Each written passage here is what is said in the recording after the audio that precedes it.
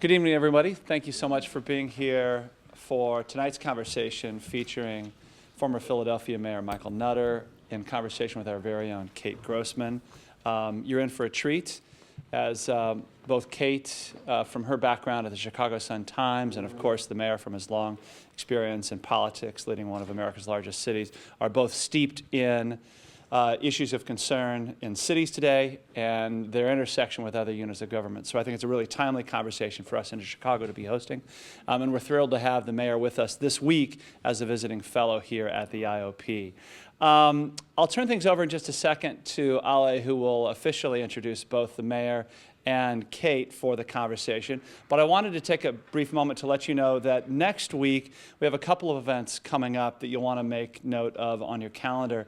On Monday night, over at the Institute of Politics House, just around the corner at 5707 South Woodlawn, we'll be hosting Theresa Ma, who is the Democratic nominee for the Illinois General Assembly, representing the legislative district that encompasses much of Bridgeport and Chinatown. She's currently running unopposed in the general election and therefore is poised to become the first Asian American elected to the Illinois General Assembly. So Theresa Ma at 6 o'clock at the IOP on Monday. And then later in the week, on Thursday night, we're having a major conversation with many of the key actors and players and organizers involved in the Chicago Freedom Movement, 50 years after the Reverend Dr. Martin Luther King came to Chicago, to North Lawndale, to organize on behalf of economic opportunity, equal housing, and the like. So an opportunity to take a look back at that important era in Chicago's history and our nation's history, as well as an opportunity to draw some comparisons to the work being done today and what has yet to be advanced on that broader agenda. That's Thursday night at 6 o'clock. Where is the venue for that? At the Chicago Theological Seminary, so just south of the Midway. So two big events, plus our ongoing lineup of fellow seminars coming up for you in the days ahead as we close out spring quarter. So let me turn now to introduce one of the Fellows ambassadors for Mayor Nutter. So one of the things we do at the Institute of Politics is we assign each fellow who is with us to a handful of students who are responsible for orchestrating and supporting their residency here with us while they're on campus. One of those students is Alessandro Clark-Ansani, who is a first year in the college here, hails from New York City. He's been very active in the IOP, not only as a Fellows ambassador, but next year will be interning with us, helping to lead our Fellows program. He's also very involved in Model UN in all its forms on campus, as both a participant in the University of Chicago's teams, and then as some of you know, there is a very, very robust set of organizations, among the largest on campus, that lead high school-related Model UN programs. So he's been very involved with that. And he's also head of one of the a cappella groups. So I'm not going to bring you up to sing, but I am going to bring you up to introduce and get our program started. Please join me in welcoming Ale. Good evening, everyone. It's a great honor to have the opportunity to introduce you all to the former mayor of Philadelphia, Michael Nutter. Elected to office in 2007, he has spent the last 8 years pushing for progress on issues including criminal justice reform, sustainability, and education. Currently, he works at CNN as a political commentator, at Columbia University as a professor, and at What Works Cities, an initiative to aid American cities in using data and evidence to improve service. Right now, we're happy to have him here as one of the fellows for our Fellows program. We're incredibly fortunate to have Mayor Nutter with us here tonight to share his expertise and insight on how the results of this year's presidential elections will impact the future of America's cities in both the sense of the relationships between federal and municipal governments, and also as well as the patterns that voters show in metropolitan areas. Moderating this discussion is the director of the Fellows Program here at the IOP, Kate Grossman. Please join me in welcoming Michael Nutter.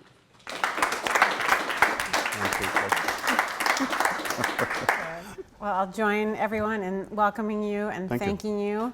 So Michael is here as a visiting fellow, and we're really fortunate to have you here.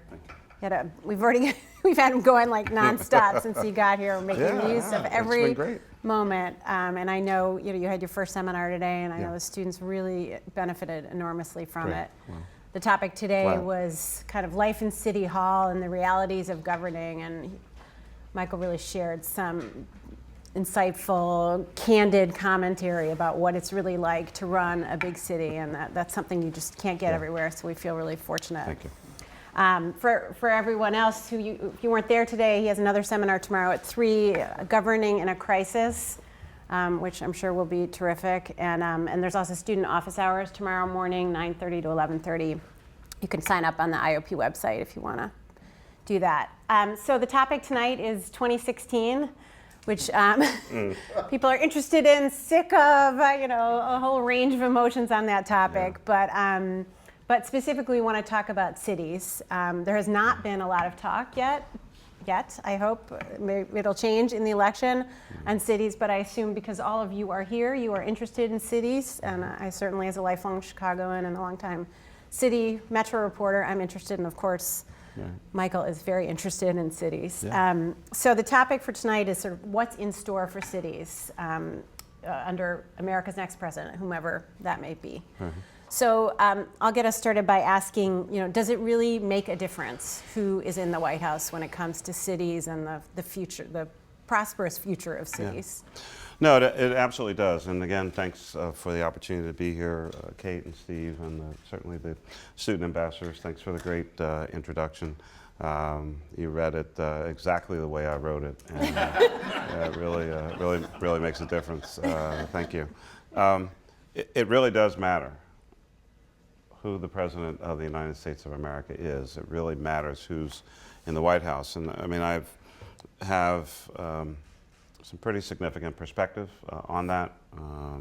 Most of my time as mayor of Philadelphia, of course, coming in the year before President Obama, I've had an opportunity to work very, very closely with him and his administration. But my first year in office was actually the last year of President Bush's administration.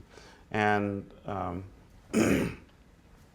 I try to keep a pretty decent sense of who I am and who I'm not, and all of those kinds of things, try to keep my feet, pretty firmly planted on the ground. But, I mean, Philadelphia, birthplace of freedom, liberty, and democracy, in between New York and Washington, D.C., pretty significant city in the whole scheme of things. And I remember maybe about a month or so in, now again, by way of personality and how I think of myself, I have no real expectation that the President of the United States of America is going to call a brand new mayor. But, some level of outreach would be helpful. So we did get a call. And one day, a guy called and identified himself as being from the White House, and that he was the assistant to the deputy assistant to the assistant secretary of the assistantship. And I said, okay, I mean, what are we going to do with that guy? Right?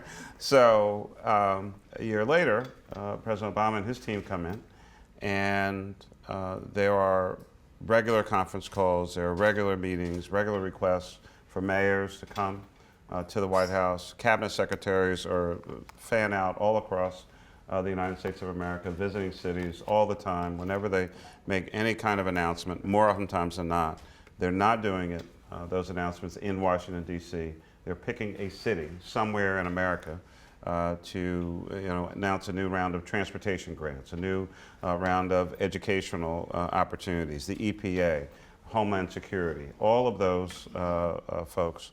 And so, again, from my experience and my perspective, getting to know the cabinet officers, certainly great to have any opportunity to talk to the President of the United States of America, but for the most part, you're not going to be hanging out with the President. You're going to see a cabinet secretary or an assistant secretary, a person of authority, running a department that has money, has resources, and is putting forward the vision of the chief executive, the commander-in-chief of the country. And, as we've seen in this 2016 campaign, on the one hand, we have a lot of sound bites and a lot of funny stuff and weird happenings taking place.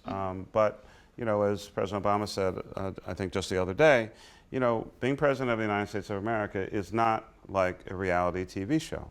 there are real issues, there are real consequences, there are real circumstances, real people's lives. This is someone who can, send our young men and women into battle. It has to engage with friendly world leaders and, complete, dictatorships and people who mean us harm. There's a standing that the United States has on the world stage, and the president is that forward-facing person. So it really does matter, and I am also hopeful that at least in the general election, or we get past the conventions, that both nominees start to drill down from the 30, 50,000 foot conversations, very broad and general, and have a real conversation with America about our crumbling infrastructure, about the intersection of international and national security, that we reinvest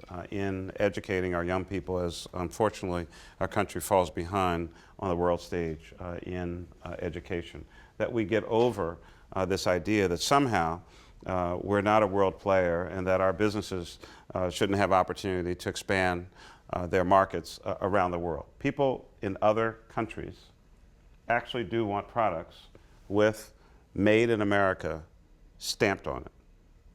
We have to make sure that our companies have that access and that opportunity to sell those products all around the world. So it's a big job, and it's not to be played with. So imagine we got a president unlike Obama, who is not invested in cities, doesn't consider it a priority.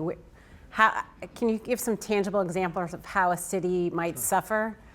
Well, I think to do that would be a demonstrable lack of understanding of the American economy. So when you think about the fact that 90% of the gross domestic product of the United States of America is generated in cities and metro areas, 91% of the wages, that the majority of people in this country and around the world increasingly are living in cities, you would demonstrate, again, a fundamental misunderstanding of what America is all about. We are the economy of the country. And so what it could mean is that, in infrastructure, if you know Philadelphia at all, there's a bridge called the South Street Bridge. Massive deterioration over many years. In previous administrations, we had to make the call to close that bridge. It's in West Philadelphia. It connects the University of Pennsylvania and Drexel University and the hospital institutions to Center City. 200,000 people go across that bridge on a daily basis. So to close it is not a simple decision, but it needed to be closed. Chunks of concrete were falling into the Schuylkill River. A $68 million project. Now, there's no way in the world that the city of Philadelphia can afford to spend $68 million on a bridge. Fortunately, we didn't have to, because 80% of the funding to fully replace and rebuild that bridge came from the federal government, 15% from the state, and 5% from the city. On time, on budget, has won awards. But that is one example of what the federal government can do. On issues of poverty, there's no city in the United States of America that will be able to solve the challenges of poverty without the federal government being involved, or homelessness, or income inequality, or a variety of other challenges that we face. And so federal policy, national policy, again, really does make a difference. And what the president lays out as a vision for America has to include the population centers where most Americans live. So just so everyone is clear, you're a Hillary supporter and a surrogate. Yeah. So can you help us paint us a picture of cities under Hillary Clinton and the cities what you might expect under Donald Trump? Well, I can't even imagine what things would be like under Mr. Trump. And he's a city guy, right? Yeah, he's from New York City. But let's pick that apart a little bit. Right, I understand. Well, he's from a lot of places because, he has a house apparently in just about every state in the United States of America. So at least that's what we heard on the campaign trail. I've never heard him literally say anything with regard to cities, governing cities, other elected officials, or anything else. This has really been, from my perspective, a campaign of the cult of personality and the bravado that goes with it. So I don't know what he knows, what his perspective is on what it takes to run a city, what's a proper local, federal relationship, the understanding of the flow of funds between the two government organizations. And there is something about the fact that he can have 3 or 4 different positions on an issue in the course of a day that would really make me concerned about the message coming out of the White House, and then what is the message to the cabinet secretaries, and then what are they saying, on down the line. So,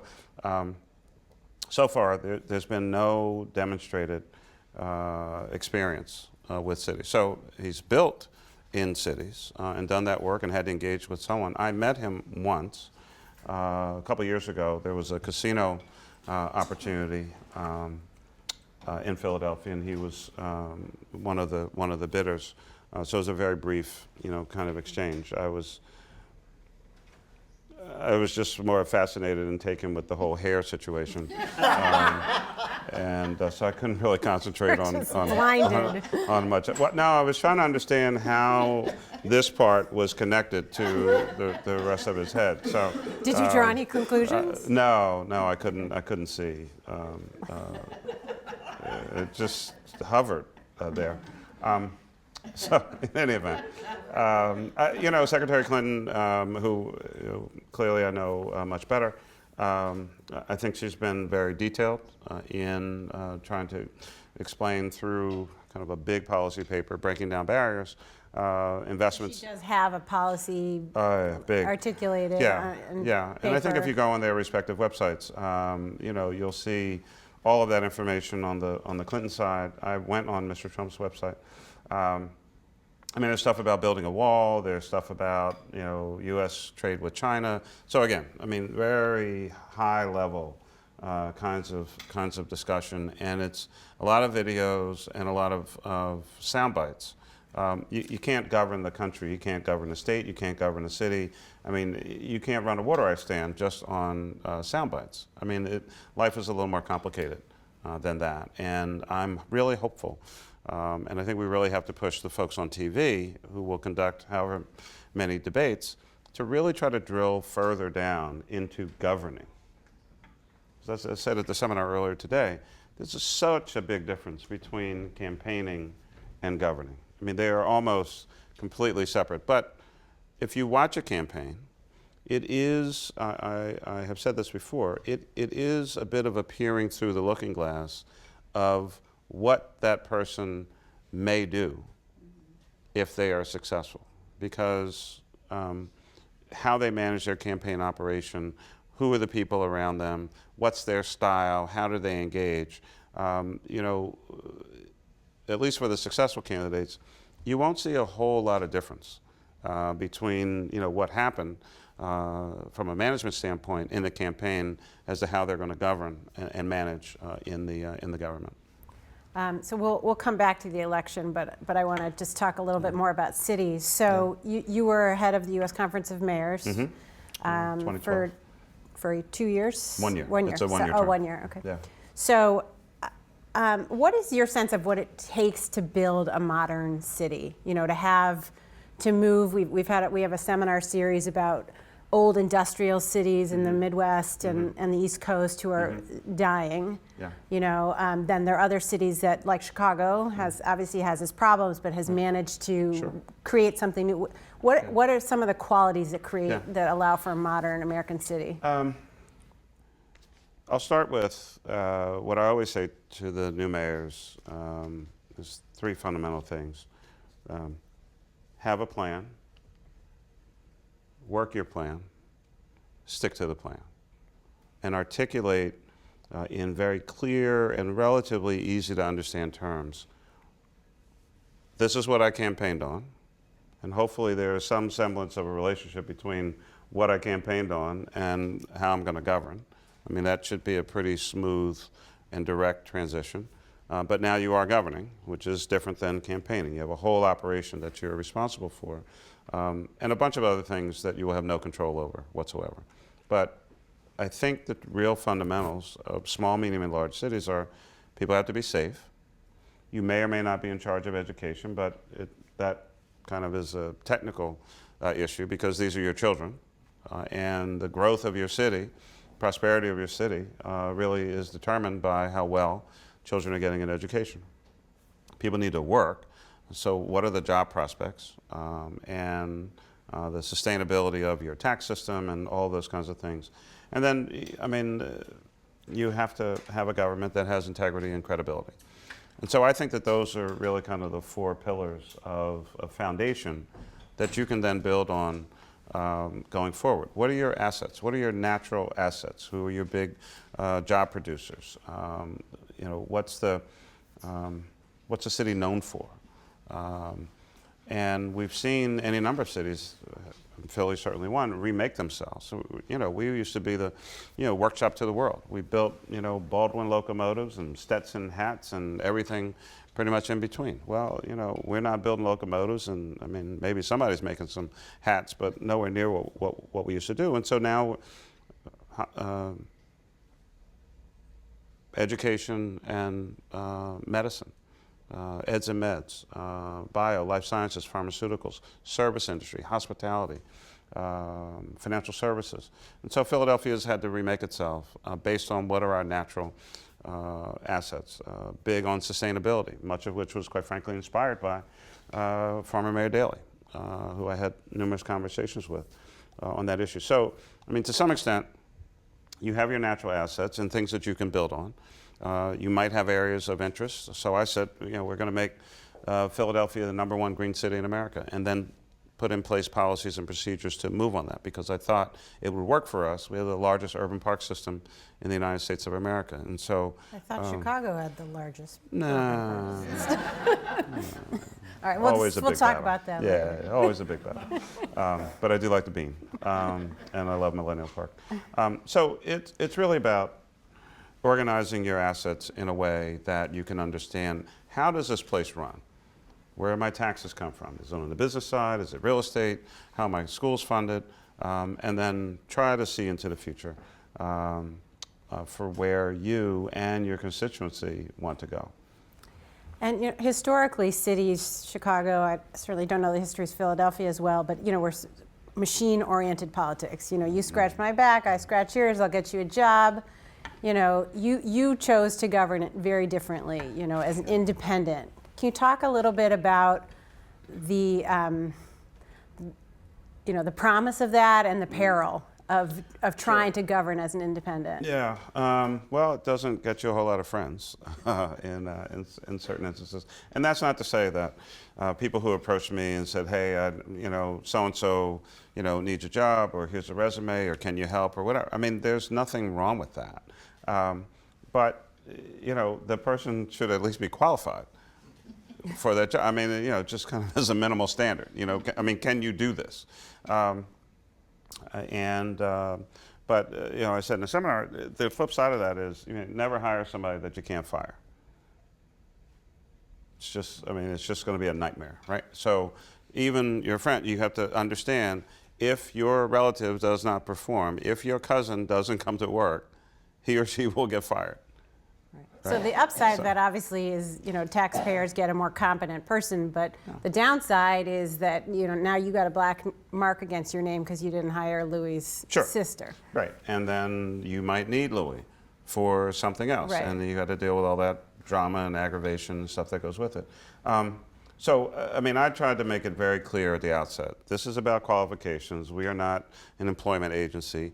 If you have someone, if they are qualified, and if they are better than anybody else we have, I won't hold it against them that they're your cousin. On the other hand, they won't have an extra leg up on anybody. So, people kind of knew that about me going in, and I don't claim to be an angel or anything.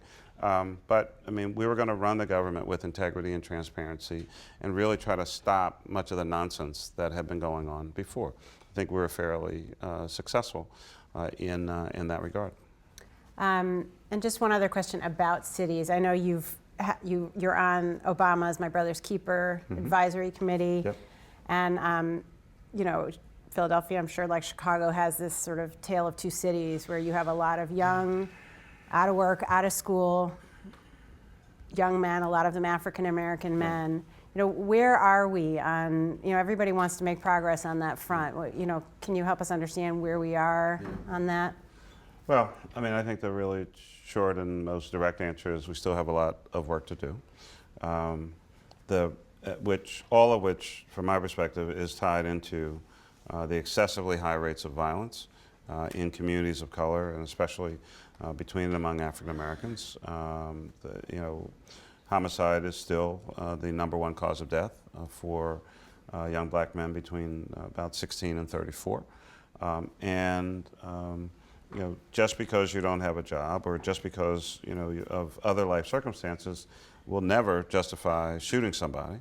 But I mean, there are conditions in communities that unfortunately result in those kinds of activities. Summer jobs, critically important, and certainly year-round employment. I think the reentry programs, those coming back from being incarcerated and removing as many barriers as possible is critical to that. And that lastly, you know, all black people are not criminals. All young guys do not have engagement with the criminal justice system, but just need a chance. Making sure that they are trained properly. Hard skills, some people call them soft skills, or other types of skills. And again, from the feds, significant cuts in funding for summer jobs programs, workforce development opportunities, and a true lack of understanding of the negative impact that those cuts have had all across the United States of America. So there is much more work to be done. Some progress being made. I mean, we had a great summer in Philly last summer, met our goal of 10,000 summer jobs and all that. But you know, when you have 18,000 people apply and you only have 10,000 slots, you know, you can celebrate for 5 minutes that you met your goal, but you may get 8,000 other people running around with not much to do, and the potential to be a perpetrator or a victim. You know, we were talking before. Chicago just had this horribly bloody weekend, and the police superintendent was talking about you know, tougher sentences for criminals, you know, who commit violent crimes. And you know, the rub is that we already have too many people in prison, and you know, mandatory minimums have real downsides. I mean, you know, this issue has gotten a lot of attention, the school to prison pipeline, and you know, where do you think we are? We're clearly trying to swing away from the zero tolerance. Where do you think we are on that continuum of sort of trying to get that right, where we want to punish people and keep them locked up if they're violent, but not ruin everyone's lives who make a mistake? Right. So, you know, we went through much of the same in Philadelphia. When I came into office, we did an analysis of why are all these folks in prison? What's the history? What's the background? What's the circumstance? And what we found, easily thousands of folks who were in pretrial status, multiple detainers, different crimes, multiple judges, confusion in the court system, couldn't make bail, in some instances $100 or $200. Said at one point, maybe in somewhat half facetiously to my chief of staff, I said, you know, for $100 or $200 for someone's bail, it costs us $105 to keep them in prison. Why don't we pay their bail?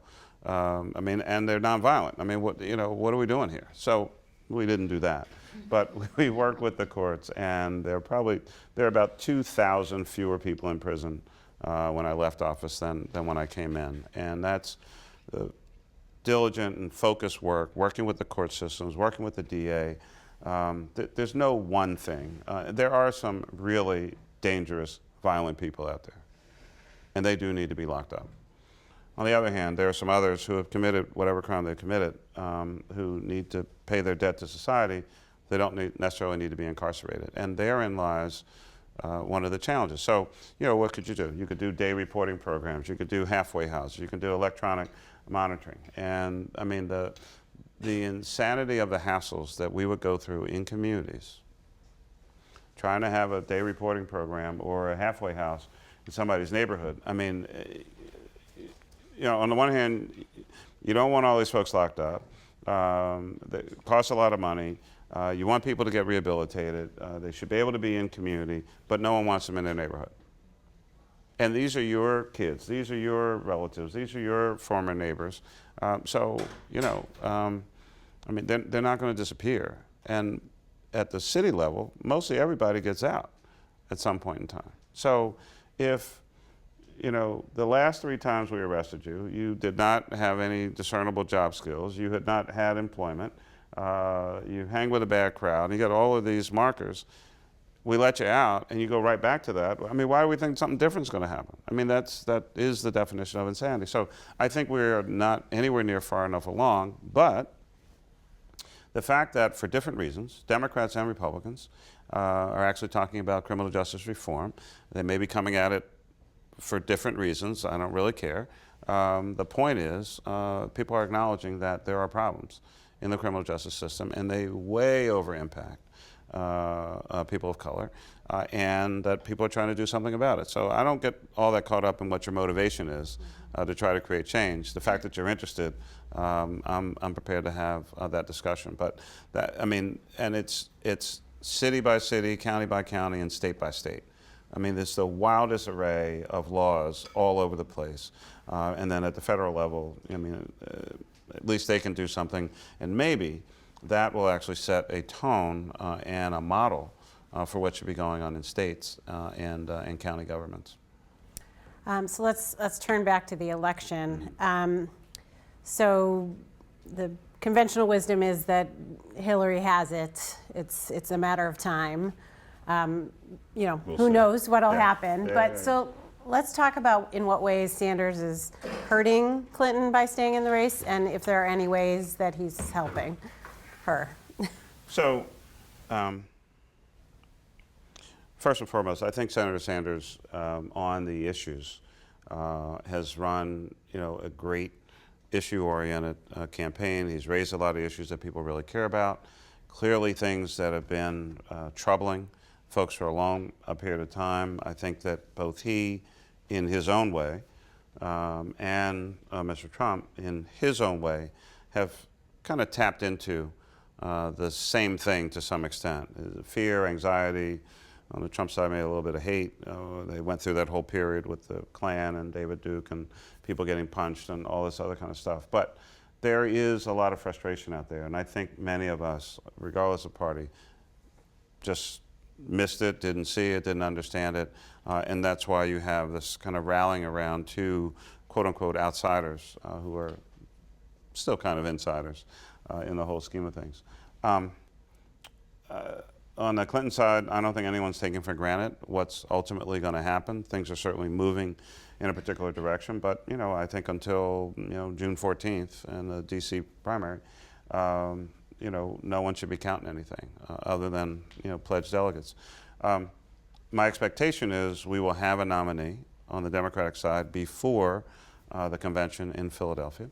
I think the one thing I would say about Senator Sanders at this stage, he is a very smart man and has smart people around him, and I know that he can count. So I would only question, should you continue to literally beat up, from my perspective, Secretary Clinton, when at the end we need to bring Democratic Party together, and that is not particularly helpful from my perspective. I think he's clearly caused Secretary Clinton to move a little more to the left. She's adjusted her language. She's talking about issues that are similar to Senator Sanders, but they have different ways of communicating. The senator is, how would I say, punchier. He hits it. He's got a sound bite. He's doing his thing. Blah blah blah. Secretary Clinton, she might give you about 20 minutes on. How all the pieces fit together and the whole thing. And, I guess, that's clearly not anywhere near as exciting. But, I think sometimes campaigns are not necessarily about excitement, and details actually matter. So we'll see. And how important is it, presuming that Clinton is the nominee, that Sanders encourages his supporters to get on board with Clinton? I mean, what do you expect him to do if this is I would certainly eventuality? I would certainly hope that he would do that. That ultimately has really been the tradition. That's what happened 8 years ago. No matter, how long the campaign went on, there came a point, I think it was around January 7th or so, that then Senator Hillary Clinton publicly announced her support for then Senator Barack Obama, asked her constituents, many by phone individually. I was one of those people who received a call from her saying, I'm going to endorse him in a couple days, and I want you to support him as well. I think that is, as a Democrat, that is critical to our success in the fall. We have to be unified, and no one should take anything for granted if the ultimate Republican nominee is Donald Trump. This is not going to be a stroll in the park. So I'm going to ask one more question before we turn to the audience. So related to the campaign, you have obviously a lot of young people flocking to Sanders. And alternatively, you have a lot of young people protesting outside the political system, in some cases shutting down the political system or the actors. Yeah. On Saturday, President Obama spoke to Howard University grads, and he urged them to have more than quote unquote righteous anger. He said, change, he said, requires more than righteous anger. It requires a program, and it requires organizing.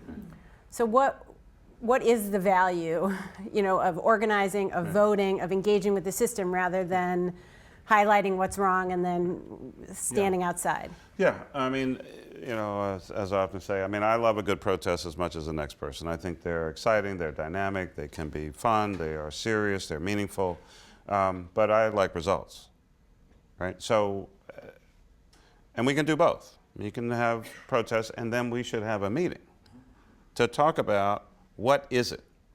What are you trying to accomplish? So if it's criminal justice reform, that could make your eyes glaze over. What are the 10 things? What are the 5 things that you think represent criminal justice reform? Is it getting rid of the disparity between, crack cocaine and powder cocaine? Is it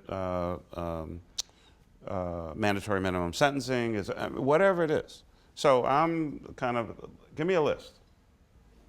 Give me a list of what you're interested in accomplishing, because then I want to work on those things, and then 6 months from now, a year from now, I want to tell you where we are and report out. Do you see not enough lists? Do you see I've shutting seen, down? Yeah, I've seen generalities, and I think not letting candidates speak, not listening to a voice that you don't want to hear, and again, the president touched on that. First, it's how we learn.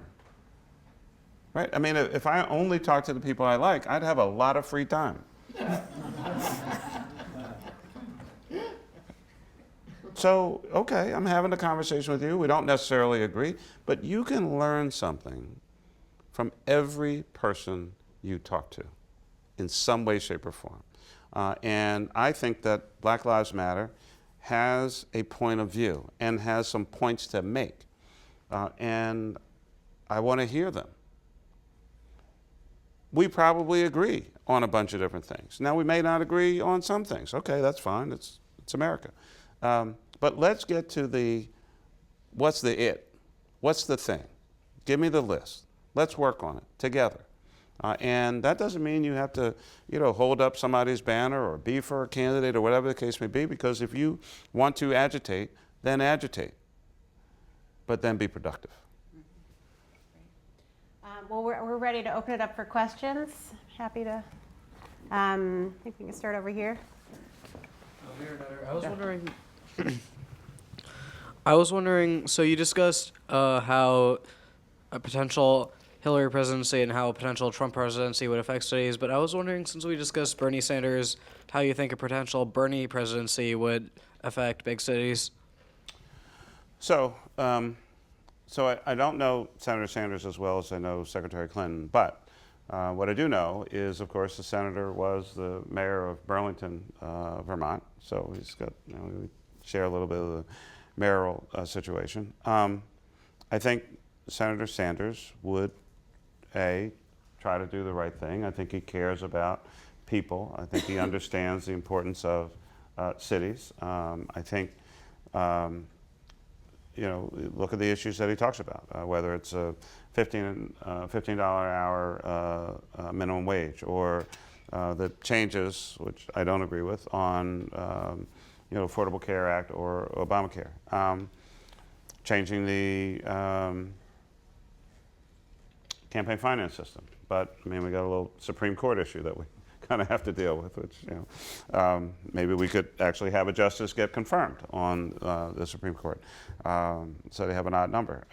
So I think a lot of the things that Senator Sanders talks about, he's also got to get through a Congress that has not been particularly supportive of many of President Obama's policies, and I don't know that the Congress has signed up for the political revolution. So, I mean, it's like, okay, you won.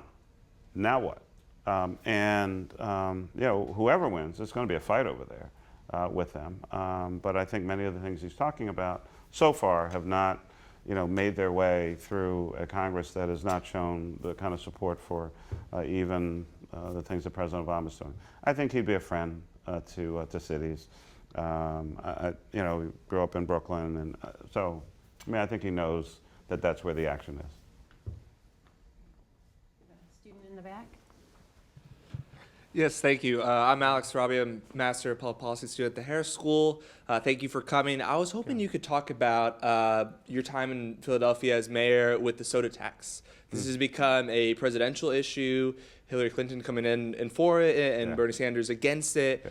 Some of the issues about how a consumption tax is regressive. However, some of the benefits, like universal pre-K, would disproportionately benefit low-income families. So I was wondering if you could talk about whether you think this is a good way for cities to raise revenue to pay for public services. Well, I think the first part of that is, candidates and elected officials have to be managed like anyone else. And I think at times presidential candidates kind of wading into very, very, very local issues may not be the best use of their time. So having said that, I mean, I did propose the sugar sweetened beverage tax, also known as the soda tax, 2 times in Philadelphia. It never came to a vote, so it was, I would suggest, it was not defeated. It was just never voted upon. Nice strategy. Yeah. Well, I figured I'd try to get away with it. So, I mean, there's 2 schools of thought on this. I mean, you're either, in the current case, it really is more about revenue generation to pay for some very important programs, or the model that we pursued initially, and what Mayor Bloomberg pursued, was really more about public health. No perfect way to do it, and if you get it, again, however you get it, it's a good thing. You're going to get this. You're going to get the benefits, but it really is a major public health issue. It'll be interesting to see what happens, of course, in Philadelphia, which is why the industry is fighting so hard. They kind of seem not to mind too much that Berkeley, California, has a tax at 1%, but they're really fighting hard to make sure it doesn't happen in Philadelphia. I think the theory is if it happens in Philly, it could happen a bunch of other places, and then they really have some trouble on their hands. So I have purposefully stayed out of issues back home.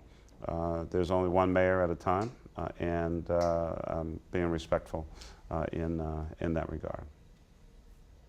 But obviously I'm in favor of it, 'cause I proposed it myself. Mayor Nutter, thanks for being here. If you could just imagine for a minute that President Obama asks you to run his intergovernmental affairs operation for particularly local elected officials, mayors across the country, how would you advise him to run his IGA department for the remainder of his term?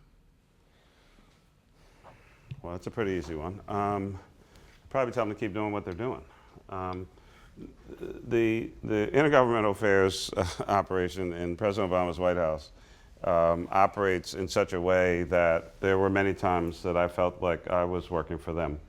And I say that in a very positive way. What I mean by that is they are so active, they are so engaged, they are so almost kind of day to day that with, again, any number of conference calls, discussions with cabinet officials, discussions with the President of the United States, and other people in the White House and in the administration, that, I mean, they have their finger clearly on the pulse of what's going on in the United States of America. And so many times, it's like, okay, we got this conference call on Tuesday, and we got another one on Thursday, and, like, I'm trying to get some other work done here in the city, but I've got to schedule all this time to the side for all these calls with the White House. And quite frankly, it was tremendously helpful. Look, I mean, in Philadelphia, we won a Tiger Grant in, if my memory serves me correctly, every round that came out. We had a groundbreaking agreement with the EPA. We're not under a consent decree about stormwater management because we have an accountability agreement with them. Grants from education, grants from HUD. We were one of the first 5 promise zones in the country. We got a choice neighborhood grant. This is all about great applications, but also people getting to know you. We probably had more cabinet secretaries in Philadelphia during President Obama's administration than virtually any other city in the United States of America other than Washington, where they work. Part of that is our proximity, right? So we're the biggest city closest to Washington, D.C. So you want to be out of D.C., you want to make a big splash, you want to be in the big media market, they pop up to Philly. I mean, it takes 90 minutes to get up on Amtrak, right? Come up, big press conference, announce 10 grants all across the country, got your press, back to D.C., before dinner time. So, we were very, very fortunate in that regard. So I have no advice to give other than they should keep doing what they're doing. And hopefully the next administration will do the same thing. Right. Had a hand here for a while. Yes, sir. Just come. But we can probably hear you. I think it's maybe for the Yeah, camera. for the too. audio. Yeah. Obviously, Sanders and Trump are tapping into anger within the American electorate. I mean, I Yep. personally concur with you regarding Trump. Yeah. But with respect to Hillary, and as an example, we have a Supreme Court nominee who's from a local high school in the Chicago area, yet McConnell would say, we're not going to hold hearings. Yeah. Obviously politically based. My question, given that background, Mayor, is what can Hillary do to assuage the anger of a particular segment of America who said politicians don't get anything done anymore for us? Yeah, I mean, there's a lot of that sentiment out there. I think whoever ultimately wins has to deal with that, depending on who they are and which party and what constituency, because there's anger on both sides, and in the middle with a group of independents and others who have really kind of checked out to some extent of the whole process. Some of whom are being brought back by the quote-unquote 2 outsiders or those who are tapping into that anger. What they do in 2017, who knows? Do they ever vote again? I don't know. Whoever is the next president of the United States of America, I think it's pretty clear that there is something going on in this country that, again, many of us missed. People are upset and in many instances have a right to be upset. There have been a number of genies released from any number of bottles that are not going back in those bottles anytime soon. Yeah. That's going to be the big job of the next president, whoever it is. Thank you. Thank you, and it's great to see you. Good seeing you. I've been seeing you from a distance, and it's good to see you so close. But to follow up on the questions that have been raised about Trump and Sanders and the discontent, one of the things that it's clear is that if you look at data, the unemployment rate seems to have gone down. It has. On the other hand, poverty has increased. Right. And so the disconnect between the haves and the have-nots, or the 99% and the 1%, is part of that anger. Yeah. So early on in the conversation this evening, you talked about poverty. Now, the way we've been looking at it, I'm from the Center for Neighborhood Technology, so we do a lot of looking at data, looking at how we can make urban living more sustainable and so forth. And so one of the things that we're looking at right now is this whole problem of poverty. And so, one of the other things you mentioned tonight is all of the resources that are available out there. There's lots of money that's circulating, from government, from industry, from foundations, et cetera. Right. The problem is that they're siloed. Right.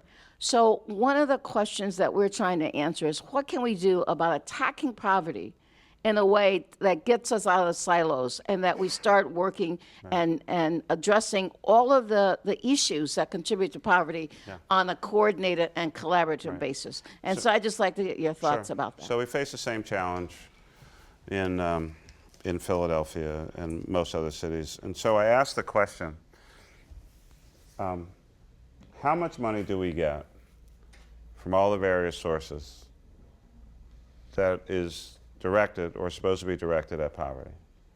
The answer was $700 million a year from any number of places. Siloed, different rules and regulations, sometimes in conflict with each other, and they go to different agencies for disbursement. We spent a couple years, so all the major cities, they're required to have an anti-poverty organization. They all have different names, all that. Ours was the Mayor's Office of Community Services. Great. Did two things. First, changed the name. Second, collapsed and coordinated a bunch of agencies within the government all under that one umbrella, made those folks work together, tried to find as many ways to get around or change conflicting rules and regulations about which money could be spent on which person, or which member of the family, and all that other kind of insanity. Rules written by people who have no idea what it really takes to get stuff done on the ground, often from Washington or respective state governments. And then we developed a plan called Shared Prosperity Philadelphia. The purpose of the plan and the purpose of the Community Empowerment Organization, CEO, which is what the Mayor's Office of Community Services transformed into, their sole function and purpose is to implement our anti-poverty plan, developed with stakeholders all across the city of Philadelphia, probably 100 different organizations and numerous individuals, and that's their job, is to fight poverty in a coordinated fashion with a plan. The development of that plan helped us win the Choice Neighborhood Grant that I made mention of earlier. It's a $30 million HUD grant, which is all place-based. It's going into one neighborhood, one of the toughest in the 22nd District in North Philadelphia. And we're so proud of our plan that I was able to get President Obama to sign his personal signature to that plan, and that's our strategy. We have a plan. We're going to work the plan. And we've gotten buy-in from a variety of stakeholders to help support it. So we've had a poverty rate of over 20% in Philadelphia for 30 years. During the height of the recession, it went up to 28%. It's now down at 26, and hopefully, trickling its way down. Unemployment was up near 12% at the height of the recession, and now we hover somewhere in the 6 to just under 7%. So poverty is one of the toughest problems to fight because it has so many elements and components. It's about health, it's about education, it's about housing, it's about jobs, it's about incarceration or reentry, and homelessness. So we've unfortunately have the distinction of being the highest percentage poverty city of the 10 largest cities in the United States of America. Yeah, it's intergenerational, and it is a vice grip that really is holding our city back from even greater opportunity. Wow. I have a question that may follow on that, actually. I think certainly in a lot of cities today, we see the private sector and unions, particularly public sector unions, each vilifying each other. Right. And as mayor of a big city, we're certainly seeing that here in Chicago around education in a number of areas, pension crises, et cetera, tax burdens, you name it. As mayor of a big city, what would you like to see each of those sectors do differently to benefit the broader collective welfare of citizens? Well, you know, it would probably help if they would talk to each other, or talk with each other, not at each other. And that kind of goes back to the whole, you know, you can actually learn something from talking to someone of a different viewpoint. And I understand that at the high levels, you know, this constant tension between management and labor, or the corporate community and the working man, woman, you know, is great theater. But at the end of the day, you know, as I say to some of my friends back in Philly, you know, there are some people who love jobs, they just hate businesses. I mean, if we don't have this industry here, I mean, public sector is a public sector, but many of your relatives don't have jobs. If we run every business person out, if we jack taxes up beyond a certain level, if you do all of these things because you're so anti-corporate, you know, where are people going to work?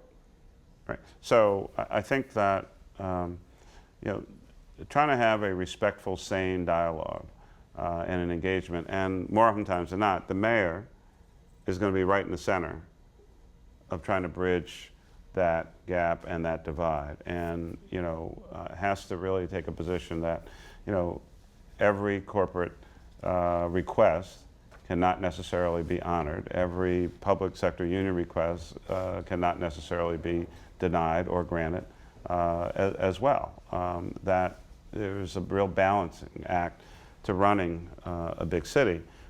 And you will not make everyone happy, and everyone is not going to be your friend, and you can't afford, in many instances, to make your friends happy.